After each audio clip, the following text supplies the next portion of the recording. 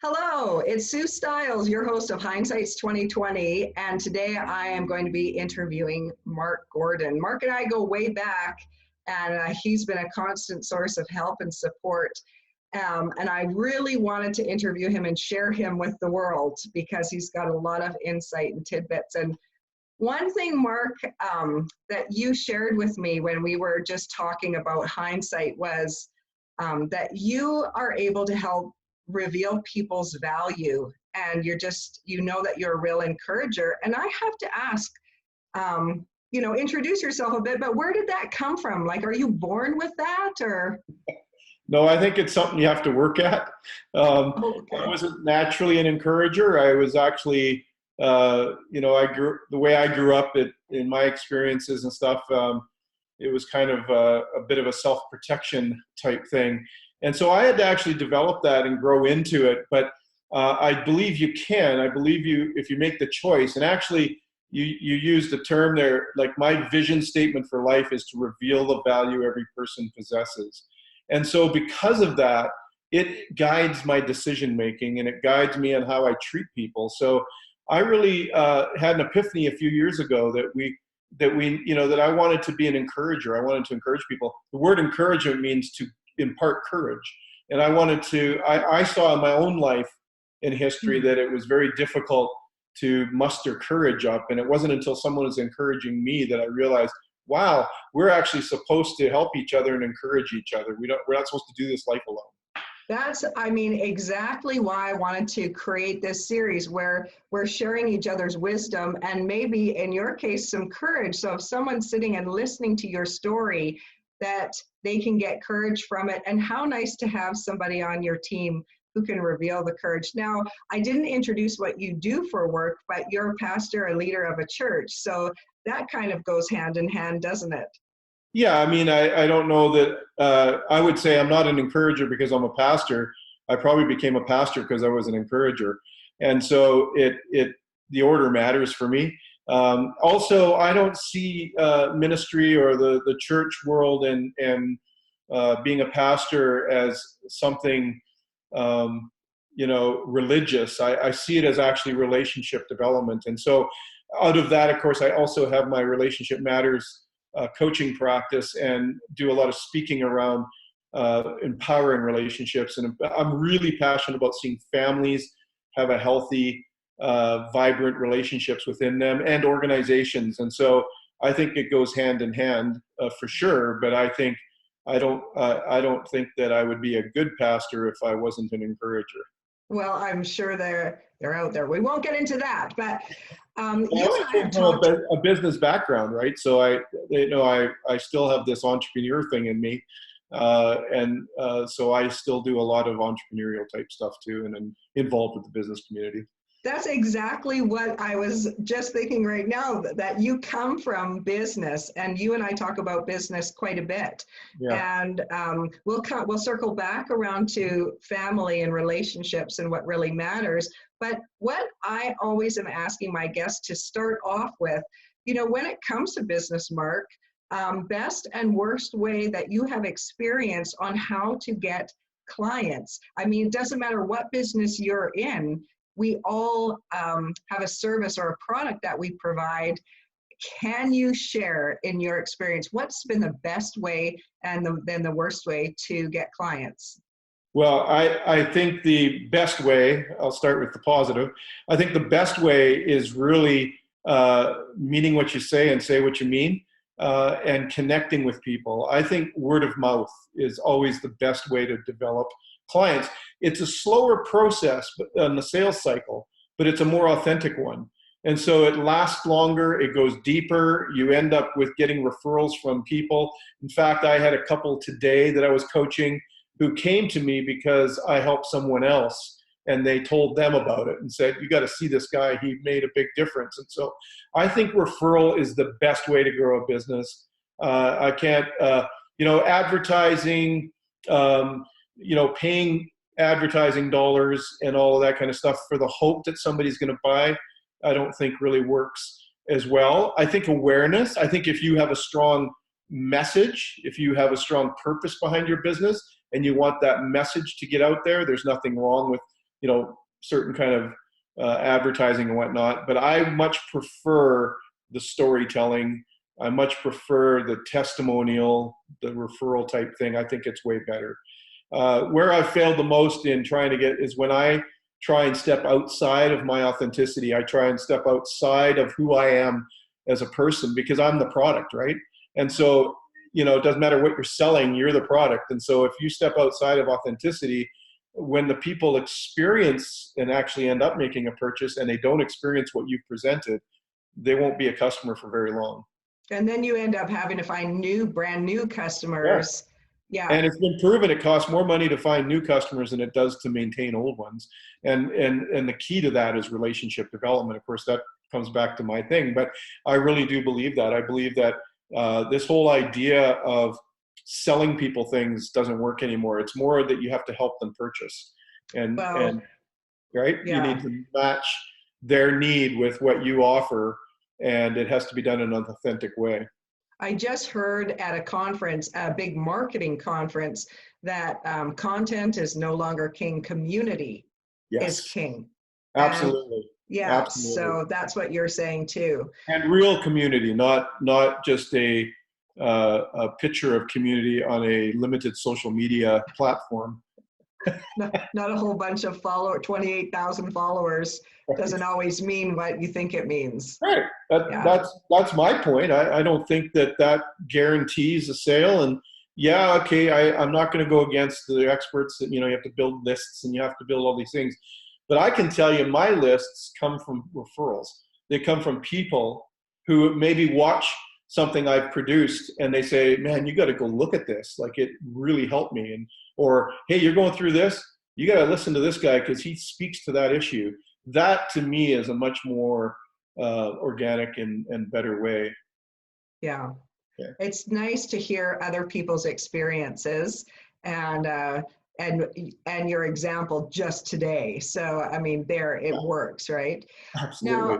Now, so the show Hindsight's 2020 is about looking back and finding the wisdom, when you look back on an experience. Yeah. And I wanted to ask if you could share if you had a defining moment looking back in hindsight that affected the course of your life going forward. Yeah, there's several. I mean, I think if we've lived long enough, we probably have lots of them. But the one main one that really was a critical time for me was actually in the midst of failure.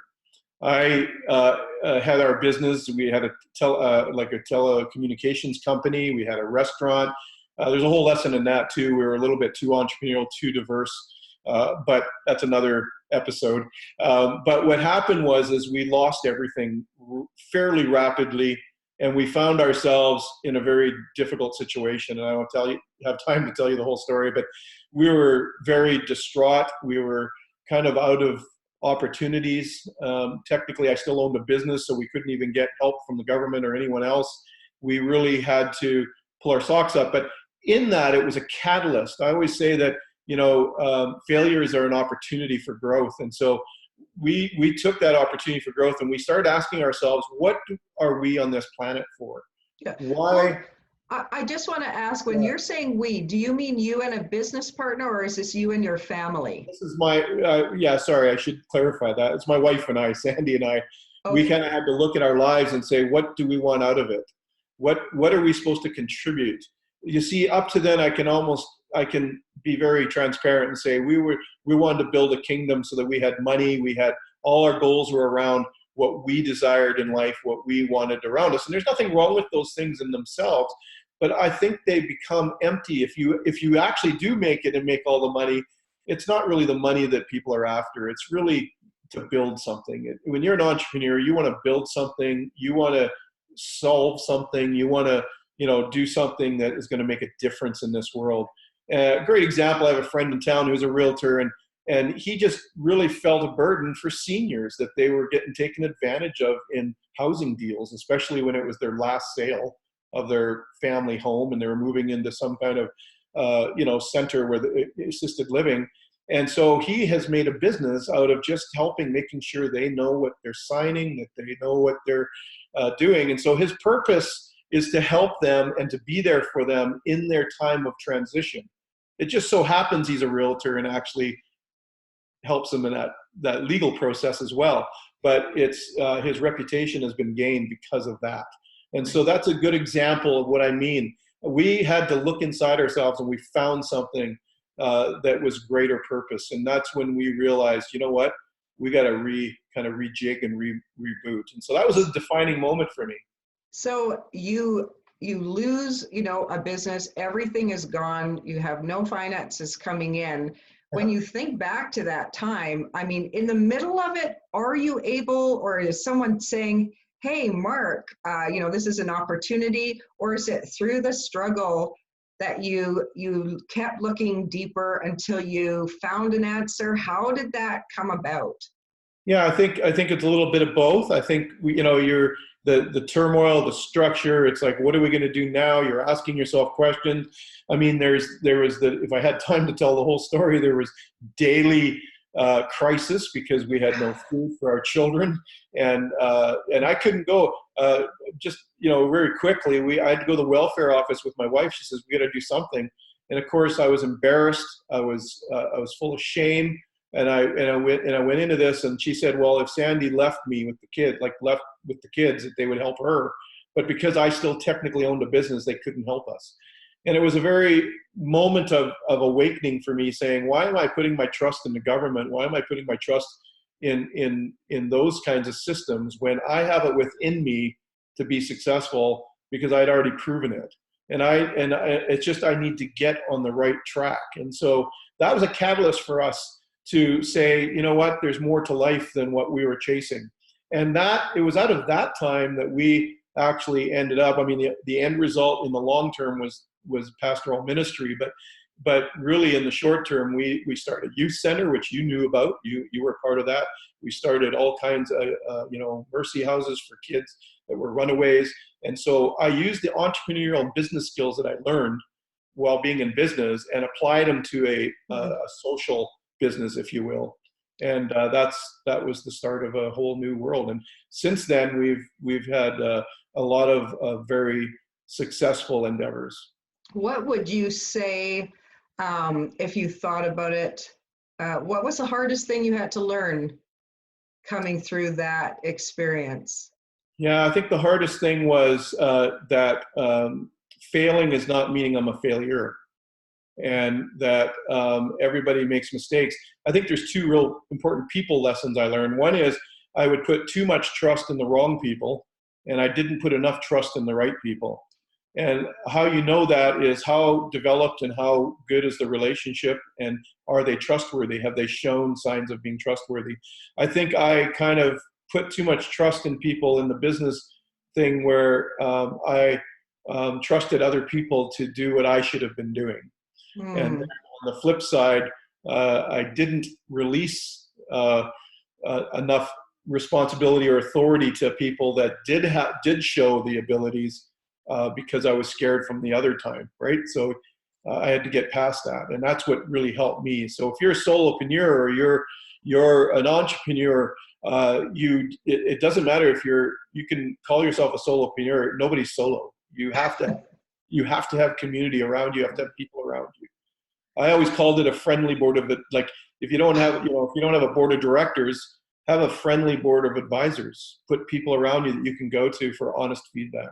Yeah, a huge challenge for people who own their own business and are sitting like in a home office or making their phone calls alone, or making appointments one-on-one. Who do they have that they can trust to ask for help when they're in a time of need?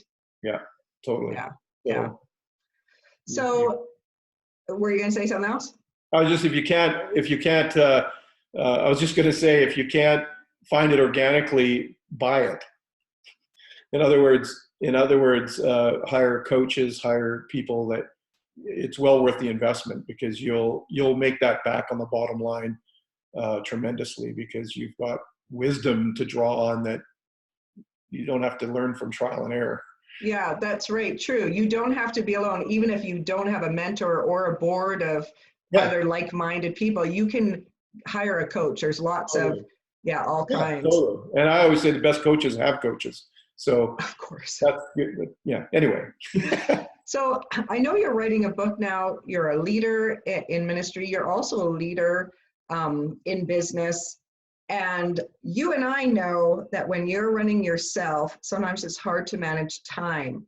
And I Yeah, just got a bunch of feedback from solopreneurs, and staying organized and managing their time is a big challenge. it is. How are you managing it now? Like you've learned, you have a lot of experience and wisdom.